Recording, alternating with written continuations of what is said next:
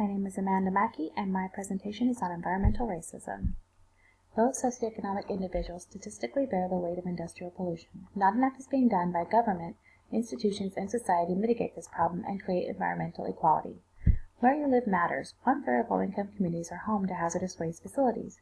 Communities that become segregated and then subject to excessive amounts of toxic waste put a burden on all of society. Environmental inequality is a result of several factors: social, economic, and environmental.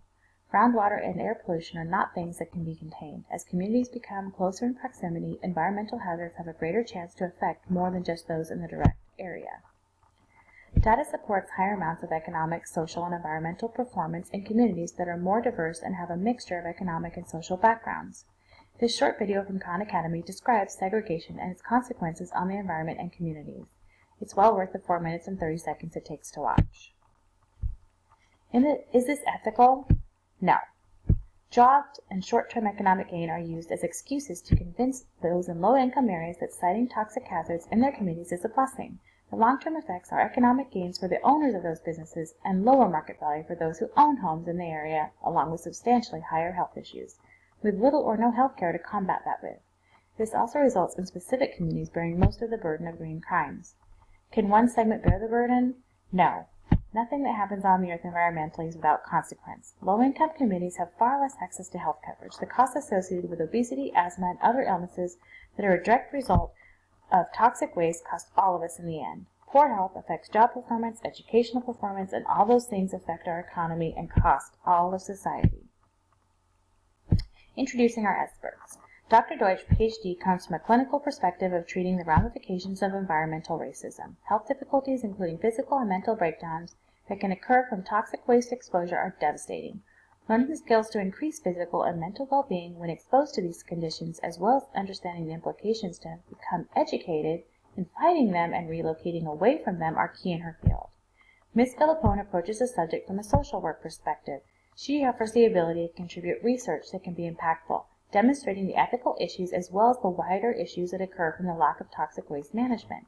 Her community advocacy skills married with technical skills make her uniquely effective in creating powerful arguments against green crime and increasing community awareness.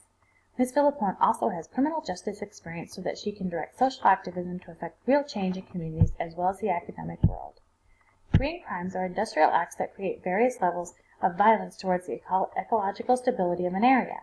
These crimes affect humans and non-humans. Public sector psychology, clinical research, practice, and pedagogy address the human consequences of these green crimes. Human survivors are those who are emotionally injured and are neglected because of green crimes. A target area for clinical psychology would be dealing with abandonment issues originating from green crimes.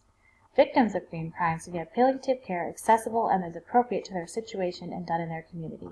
The clinical psychological community needs to help by providing these services to communities in an affordable, accessible way and advocating for the funding and increased education needed to do this.